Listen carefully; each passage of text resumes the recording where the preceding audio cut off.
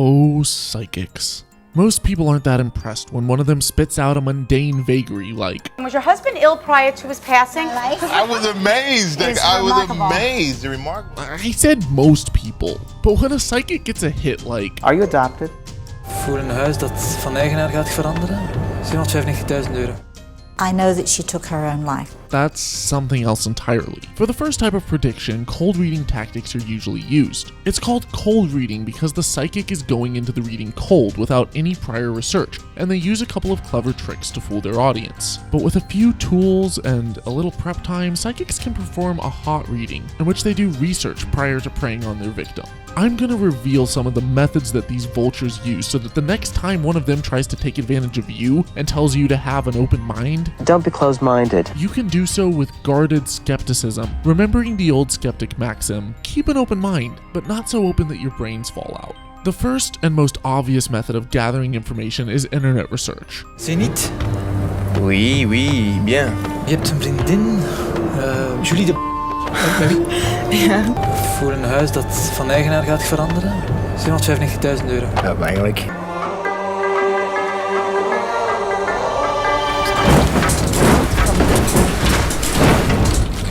Oh my god. Oh man. Ah, dat is, ik weet niet hoe eng.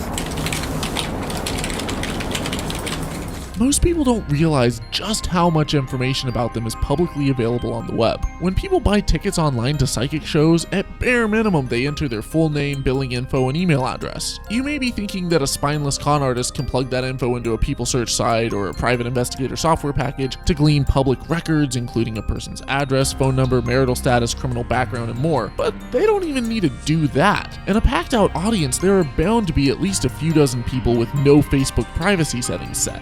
Sites like Ancestry.com reveal the names of relatives as well as family death records. And tools like Google Maps and Street View show cross streets, neighborhood info, and even details about what the person's house looks like. Knowing this, is it really that impressive when a psychic says that they're seeing a red door? It's even less impressive when a psychic does a reading of any kind of celebrity figure whose information is publicly accessible all over the web. I'd known there was plenty of information regarding my past readily available with a cursory internet search, including an extensive interview I'd given to a website 2 years before. And would you know Susan? Yes. Is Susan your mother? Yes. How interesting. You're part of two families, she's saying to me. That makes sense to you? Yes. Are you adopted? Yes. That's what I thought. But I wasn't prepared for what happened next. Do you know the name of L.E.?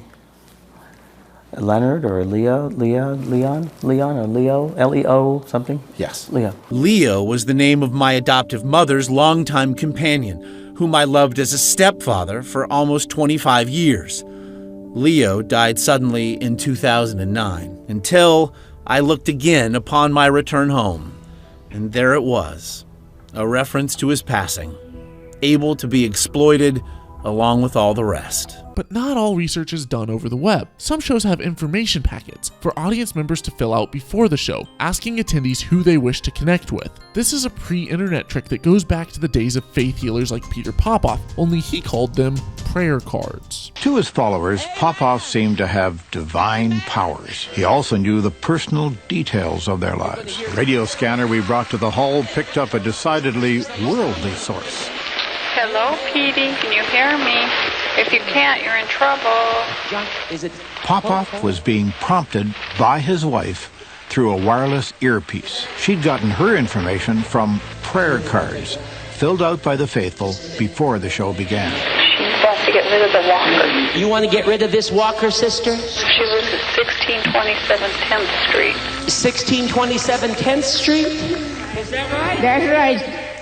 She has arthritis all over. Burning this arthritis! Since Popoff's days, earpieces have gotten smaller, cheaper, and more commonplace, and Popoff is far from the only person claiming to have otherworldly information sources who's been caught wearing an earpiece. A member of the audience claimed they heard a man backstage feeding Sally information in secret. A fan who was sitting in the back row of the Grand Canal Theatre in Dublin during one of Psychic Sally's shows told a radio station that she could hear a man's voice through an open window behind her, claiming that everything he said the psychic was saying 10 seconds later. Well, she says that only her headset is purely a microphone she does not receive. That's what she said. The headset with the microphone is purely a microphone and she can't get messages from that, but she hasn't denied having a separate earpiece, which is on the other side. If you have a look at her biopic, it's called The Psychic Life of Sally Morgan. There's a shot of her walking off stage, taking off the microphone and a separate earpiece which she leaves dangling. It's an earpiece. Now this explains how psychics can get amazingly accurate hits on their own turf, but how do they pull off this same feat on other people's shows? Well, it's pretty easy to rig the reading by planting a few of your own people in the audience of a show that you'll be on, which Rosemary Altea's agent got caught doing by Penn and Teller in an episode of Bullshit. I know that she took her own life. How did she know it was a suicide? I knew there had to be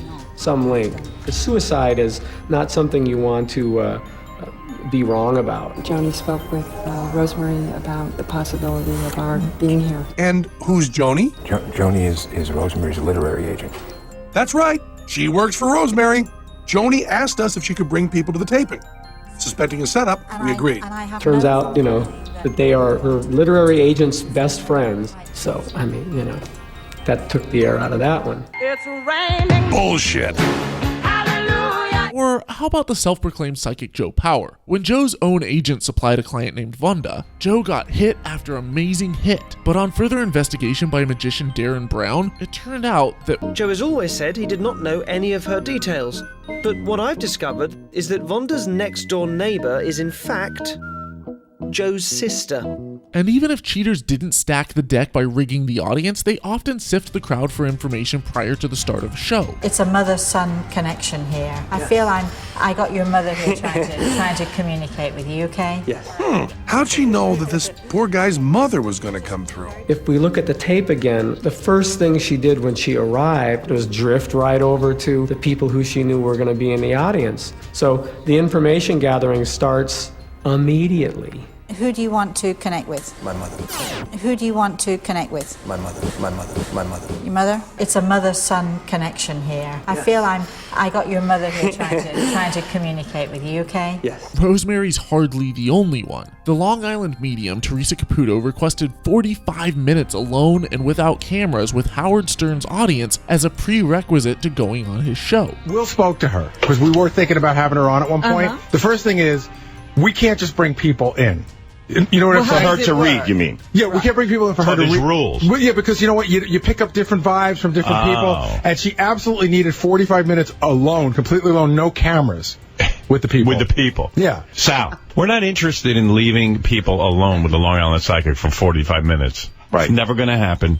And you should give up on it. But what happens when these same psychics are asked to do a spontaneous reading on someone without being able to perform prior research? Well, they have to resort to cold reading, which I'll cover the techniques for that in my next video, so make sure that you're subscribed and you hit the bell button so that you get notified. But till then, here are some of the same psychics you just saw absolutely bombing later on in the same exact show when asked to give a spontaneous reading. I'm seeing a man who is standing by your side, quite broad set, big, very black. He tells me he had a massive heart attack prior to his passing. He just went bang, just like that. And he refers to you as his boy.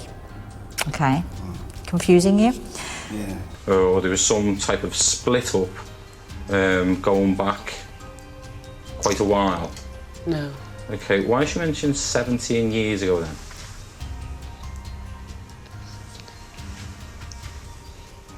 Is the Jimmy or James connected? No. She's saying yes on grandfather's side?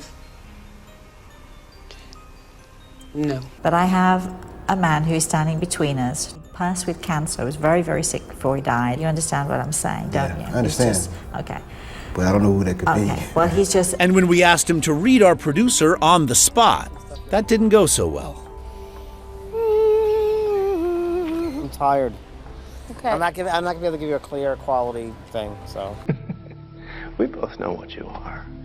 I mean, let's be honest here. You're a con man. Before you guys go, you may be familiar with the YouTuber named King Crocoduck. He's a physicist who's been fighting pseudoscience on YouTube for a while. Well, he just got in a pretty bad motorcycle accident the other day, and I was wondering if you guys could do me a favor. Can you go subscribe to his channel and follow him on Twitter? Let's see if we can cheer him up with a bump in his sub and follower count. Thanks, guys. If you believe in my cause and you want to help support my work promoting science, curiosity, and free thought, please consider becoming a patron at patreon.com/holykoolaid. Even just $1 helps me to continue making these videos. If you're one of my supporters on Patreon, thank you.